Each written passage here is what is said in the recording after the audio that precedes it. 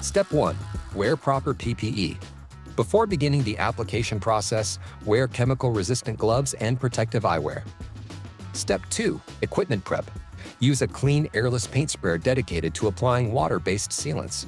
Insert the sprayer hose into a 5-gallon bucket of YCS Pro Protection. Ensure the sprayer is functioning properly and the nozzle is set to deliver a smooth, even mist.